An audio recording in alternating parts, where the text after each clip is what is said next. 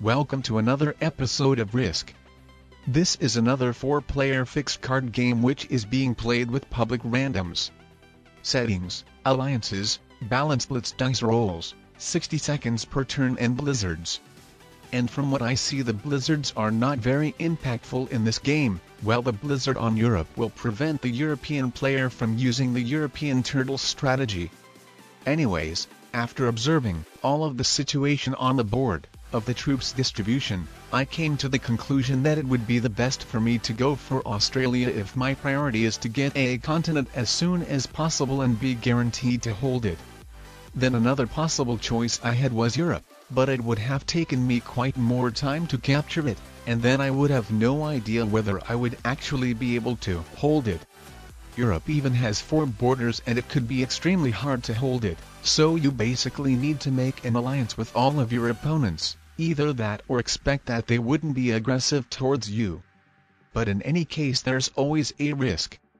Back in lobby I checked my opponent's stats and I saw that my opponent's stats are not very great, so maybe with the exception of the white player, but I think the pink and green player should be definitely low ranked. And when you play with low-ranked players, Australia is usually the best continent to be in. Low-ranked players eventually start some conflicts with each other and end up over-destroying each other. And while you're in Australia, which is pretty much isolated place, you could just sit, relax and watch the world burn, waiting till your low-ranked opponents, not knowing much about the balance of the game, self-destruct themselves.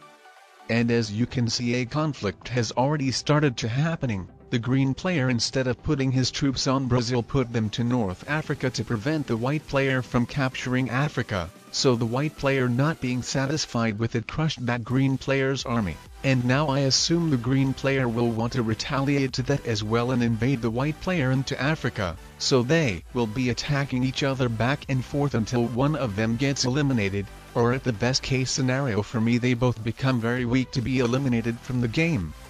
I already captured a continent, so I have the advantage over pink, and with the green and white players fighting each other, I might end up having more troops than all of my opponents combined. And if the pink player has actually just quit, then it's even better. The bots are easy to beat, so I would just have to take care of the green and white players who already take care of each other by themselves. Also, as you might have noticed, the green player's turn was skipped by a bug, which I'm not really happy about because I assume the green player would have attacked white into Africa.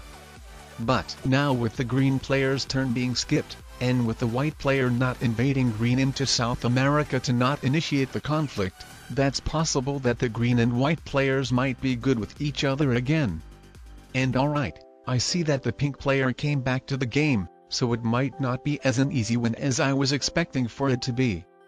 Anyways, from my opponent's stats, what I noticed is that the white player is the most decent from my opponents. He wins every 3rd or 4th game, so I would assume he might be either expert or master.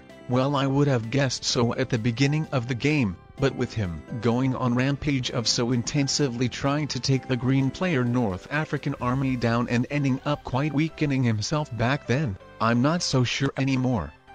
Then the pink player wins every 6th game he plays, so I assume he is either a beginner or an intermediate. And finally, the green player wins only 13th or 14th game he plays, so I think it's very fair to predict that he is either a novice or a beginner.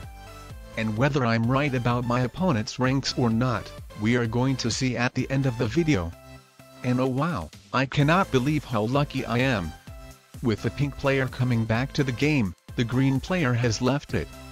And what the green player's bot did is invaded the white player into Africa, crushing the army of 7 troops. And if the green player doesn't come back to the game, then it really increases my chances to win the game easily and soon. What I see is that the white player is already weak, and for the pink player it will take to crush quite a bunch of other players' troops in order to capture either North America or Europe.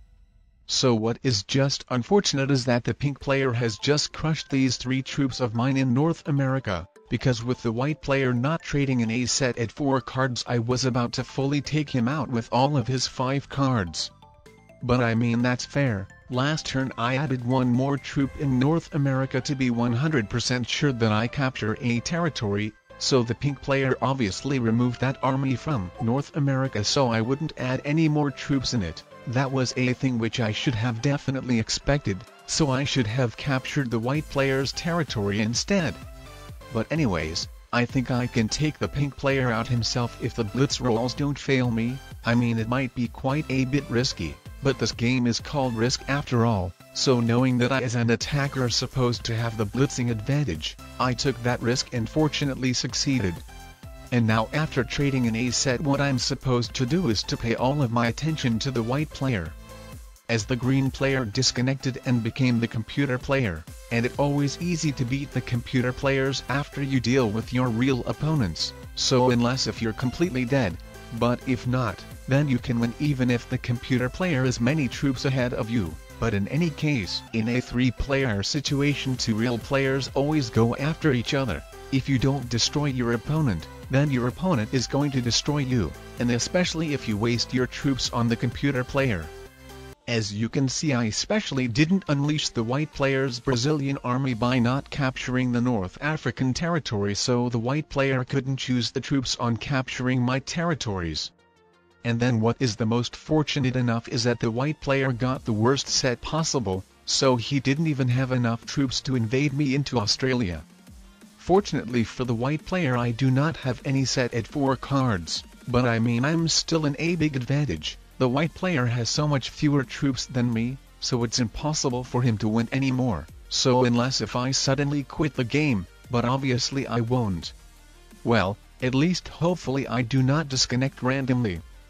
The white player got lucky that the green computer player has shielded him by leaving 4 troops on the territory of North Africa, so not having a set I didn't invade him into South America. And then the white player were lucky to trade in a 6-troop set at 3 cards. But all in all, it won't be enough. It just drags out the game for a little bit, but at the end the result will be the same of me winning.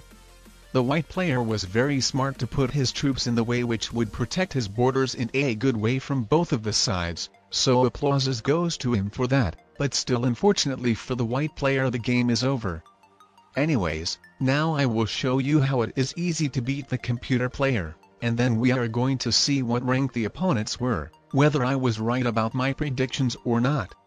So anyways, as you can see, it's just so easy to deal with the computer player. One thing, he doesn't invade you into your unguarded continents, then another thing, he doesn't capture as many territories as possible, ending up not decreasing your continental troop bonus, and then split his troops inefficiently in multiple different armies, making them very easy to crush. Having your troops into a big army, you're getting a good the attacker's advantage.